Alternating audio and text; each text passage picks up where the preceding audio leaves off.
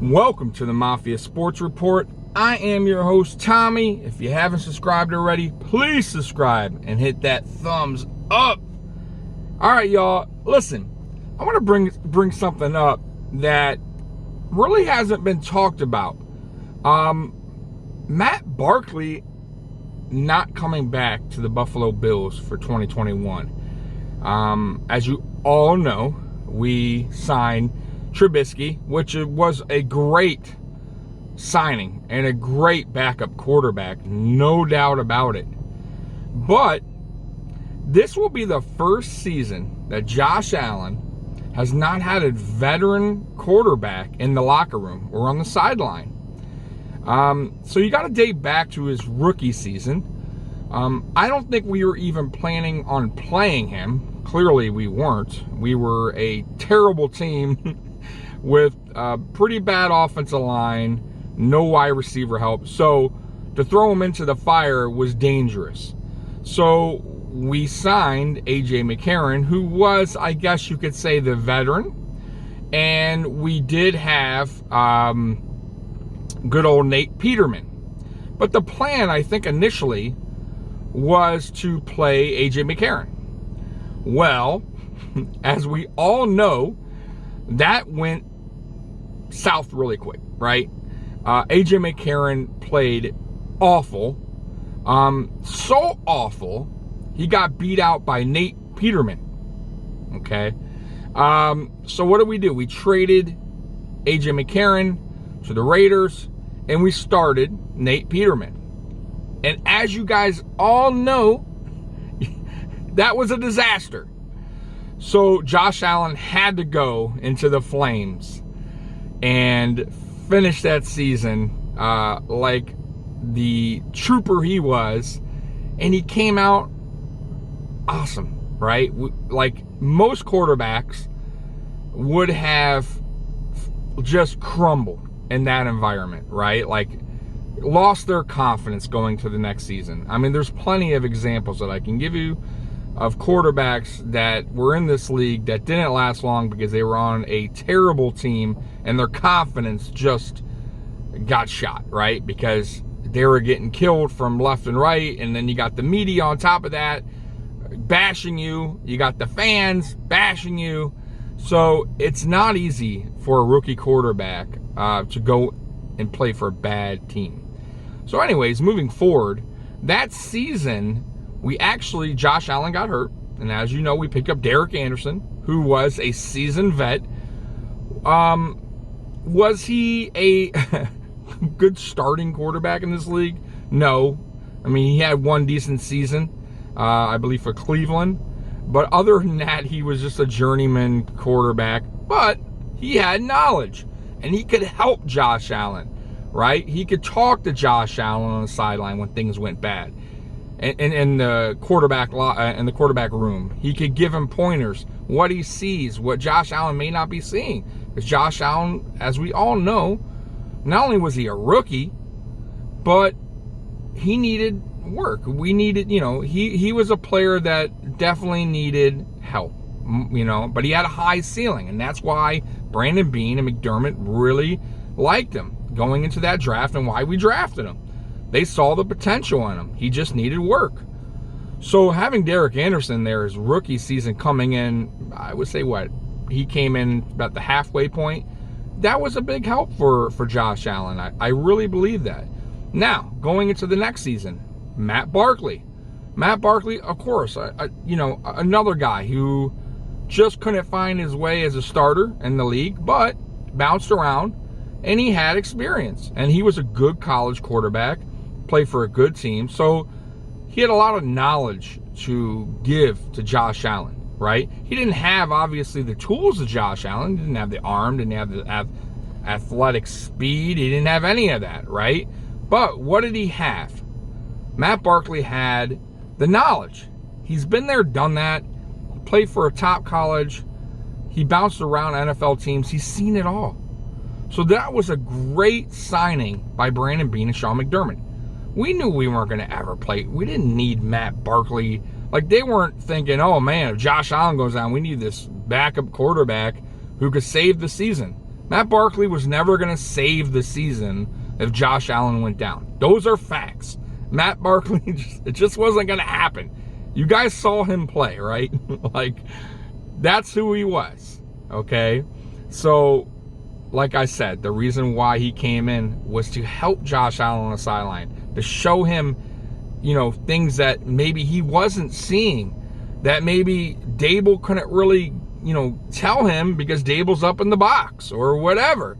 It's just different coming from another quarterback's perspective than maybe even a coach. So that was huge for Josh Allen. So that was 2018, right? No, 2019, I'm sorry. So then Matt Barkley comes back again. Now, how did Josh Allen play that season? Way better than his rookie season. You see it. Now, of course, that helped because we added John Brown.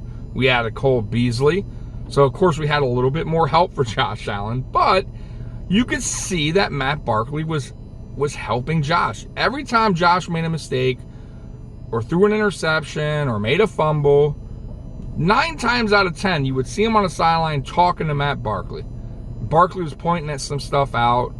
And trust me, that helped Josh Allen's development in a major way. Okay?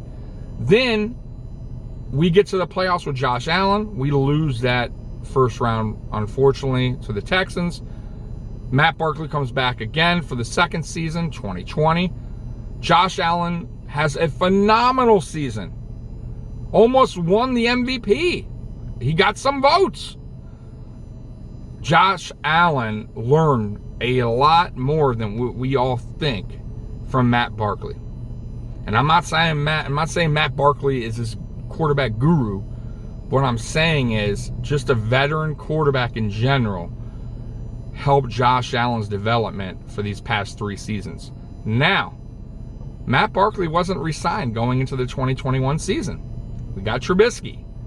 Why? Because he's a former first-round player. He plays kind of similar to Josh Allen. He's mobile. He has a pretty decent arm. So he's a huge upgrade to Matt Barkley. If Josh Allen ever went down, we could actually go 500 and possibly make the playoffs. God forbid if Allen went down. I trust Trubisky enough to do that. I didn't trust Matt Barkley enough to do that, even with the roster we have today. Just wasn't going to happen with Matt Barkley. So, this will be an interesting season without a veteran quarterback in the room. There is no more quarterback to go talk to on the sideline anymore that is going to be knowledgeable. Trubisky is only one more season. He got drafted in 2017, so it's not really like a guy who's seen it all. You know what I mean? So this will be an interesting season. I can't believe I can't say that. Interesting season for Josh Allen in the 2021 that nobody's really talking about. And I think Buffalo Bills, Brandon Beane, Sean McDermott, this goes to show you that they have now let the handcuffs off Josh Allen. They have total faith in Josh Allen without having that veteran quarterback there to kind of mentor him or talk to him. That's a big deal that many Buffalo Bills fans don't really talk about. So this goes to show you the development in Josh Allen from his rookie season into his 4th season now, how great he's come along as a quarterback and how these veterans helped him in the process. Derek Anderson, right? Matt Barkley, or Jordan Palmer in the offseason, working with him. Josh Allen is using all the tools to make him the best quarterback in the NFL. And I'm not a fan of PFF, just throwing this out there. I felt like the ranking him number 40 was a total joke as far as the top 50 players in the NFL. But I was really surprised that they ranked him in the top 5 quarterbacks in the 2021 NFL. They had some bad players, to be honest with you, in the top 10 overall that I didn't agree with, but the top 5, I agree with. I thought that was a good list by PFF. That was probably their most honest ranking list that PFF's done, in my opinion. They're finally, I guess, giving the respect to Josh Allen. Though the top 50 list was a little bit of a joke to me, but I got to give them credit for the top quarterbacks, the top 10. They put him in the top 5, and that's, you have to. And for what he did last season, to think he's just gonna regress and all of a sudden turn into the rookie Josh Allen, it's just not gonna happen, folks. And I'll debate that with everybody. It's not like he's been in the league, 10 seasons and he's hit or miss every other season. It's not like that. He got drafted in 2018. Look at the numbers. They've gotten better every single season. And of course, people are just blown away because the numbers from 2019 to 2020 jumped so drastically, but they also got to look at the big picture and say, okay, the guy has been busting his ass in the offseason with Jordan Palmer. He saw specialists that actually helped him in his mechanics, that he saw that he was doing something that he was totally doing wrong in his throwing motion. And clearly, you could see the results.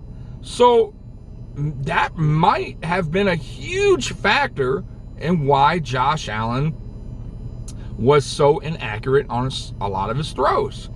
And like I said, they also got to realize Josh Allen wasn't this top quarterback in a top school, high expectations. Like, we all knew, everybody knew, Josh Allen was a player we had to work with. We had to give him some time. And the way that McDermott and Dable, even though I'm not a big fan of Dable, but how they all worked with Josh, bringing in these veteran quarterbacks to help him, was brilliant. Absolutely brilliant. I just really wish his rookie season we had the Derek Anderson to start, and I'm not blaming them. I really thought they thought that AJ McCarron would be that guy, and unfortunately just wasn't. But I love how they did this with Josh. They were patient. They brought in the right veterans, the right locker room guys to talk to Josh. Also, a big thing for Josh's development that a lot of Buffalo Bills fans also don't talk about is Ken Dorsey. Ken Dorsey, in my opinion, is going to be our next offensive coordinator. And I'm going to talk to you guys this Saturday about that, because I truly believe Dable and Frazier, this may be their last season as coordinators with the Buffalo Bills. And I believe Ken Dorsey will be a perfect fit for the offensive coordinator position. But he has helped Josh's development more than a lot of people know. Ken Dorsey helped Cam Newton. Cam Newton actually played his MVP type play with Ken Dorsey over there in Carolina as a quarterback coach. You guys got to see that. If we don't sign Ken Dorsey as offense coordinator, I think that will be a huge mistake if Dable leaves. I think Ken Dorsey and Josh Allen have they work very well together. So I would hate to lose Ken Dorsey. But anyways, I just wanted to talk to you guys about that. Thank you guys again for watching. Bills Mafia #1. Peace!